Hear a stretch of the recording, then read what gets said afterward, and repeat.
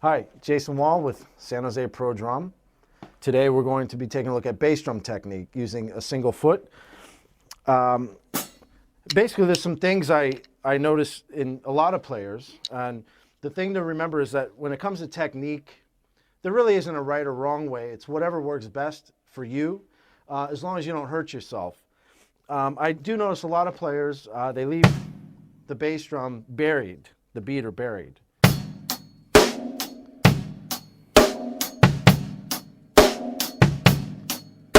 The only disadvantage I see with that, though I'm producing a pretty good sound, is that I'm in a constant state of stress right here. It takes effort to hold that beater into the bass drum. So the rule of thumb I try to follow is, and you hear a lot of people talk about this maximum result, minimum effort, is to produce a sound. The best sound I can produce is one that is relaxed. And then also, as long as I'm not hurting myself, I'll be able to do this for the long haul. So we're going to start real basic. I'm going to start with a 1 and 3 on the bass drum, just using a simple 8th note groove, 2 and 4 on the snare drum. And pay close attention to the thigh. Ready, go.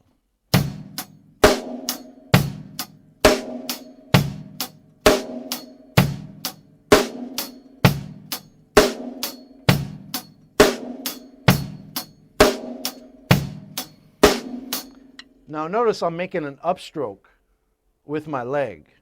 Now I could take advantage of that by getting a note on the way up. So in a funk groove, like the a 1, a 3. So here's that groove.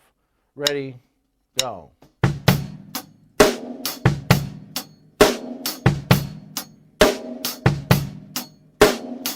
Notice the thigh moves once, not twice like the other way. Now that works at a wide variety of tempos too, because I'm only moving once. I could play it a lot faster. 1,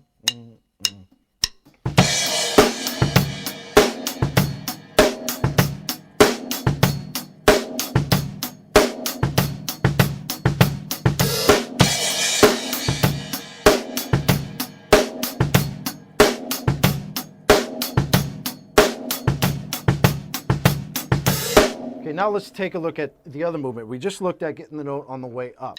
And now we're going to get a note on the way down. So I'm going to come up and roll off my toes. Notice the thigh still moves once. What most people do is they move the thigh twice. So I'm going to demonstrate this really slow. 1, 2, ready, go.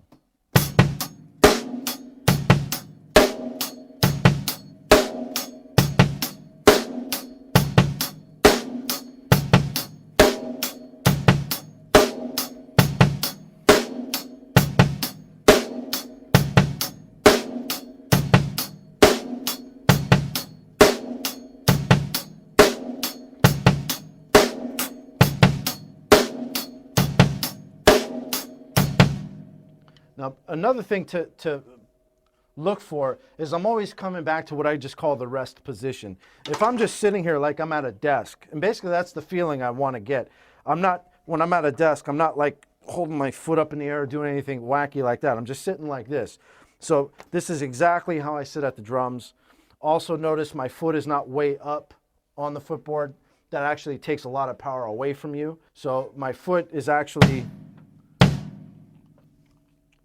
about 3/4 of the way up on the footboard. That's where I find I get the best sound. Versus if I start sliding down here, I've lost power.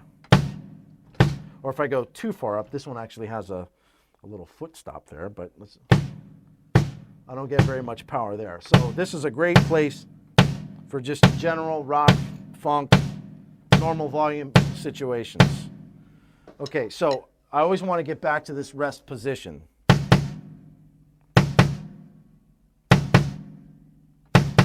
That's getting the note on the way down, on the way up.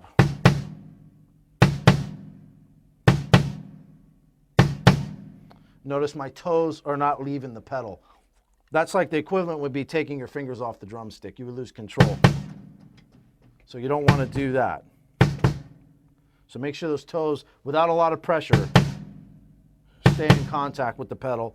at all times. Okay, so now we're going to combine getting the note on the way up and down. So a 1E, a 3E. Ready, go.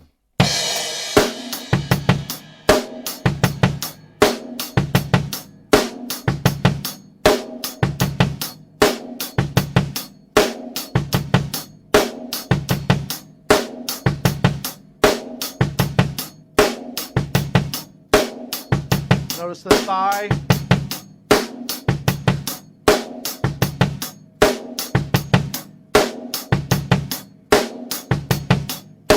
A little faster.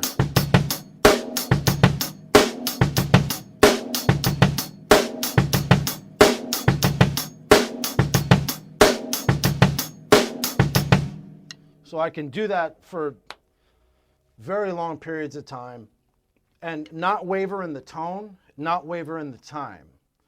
So that's the key. You want to make playing as easy as possible. And surprisingly, a lot of tension does come from the feet, which if you're playing a show or something like that, especially one that happens to be longer, and you're doing a lot of footwork, maybe a funk gig or a metal gig, something, once you get tired, everything else suffers, and then you start putting so much effort into trying to make the notes happen. So playing relaxed will just open up a whole new world of possibilities for you. Next, we're going to look at combining the up, down, up, down.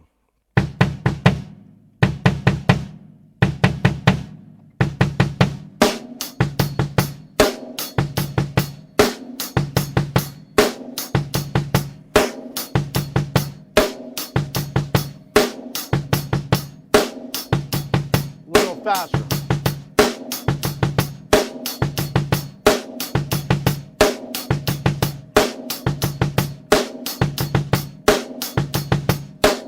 I first learned this technique from Steve Smith, who learned it from Freddie Gruber. It's, I believe they refer to it as the constant release bass drum technique. You're not putting a lot of pressure on the foot. Everything's staying real light. It's almost, you hear people talk about dancing on the pedals.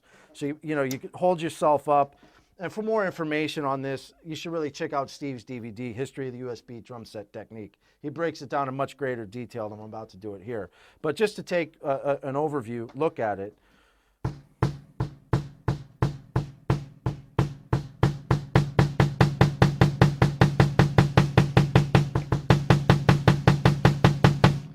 so you're in this constant motion with the foot.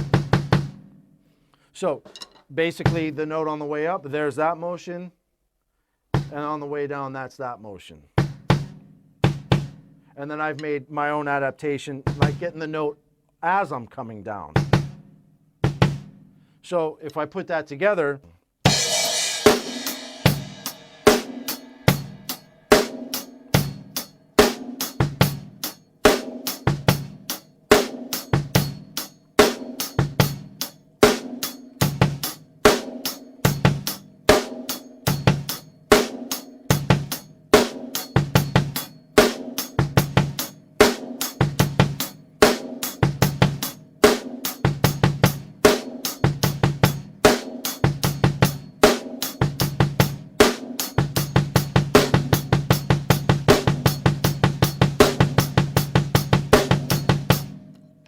hope you enjoyed what I had to share with you today.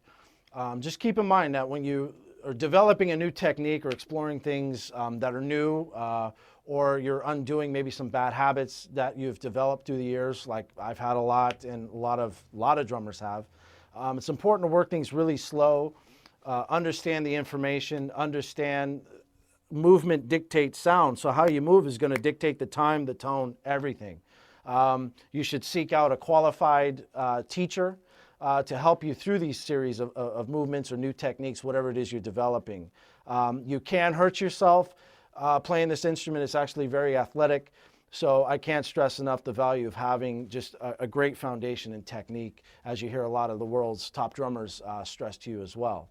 So just have fun, explore it, hope you learn something.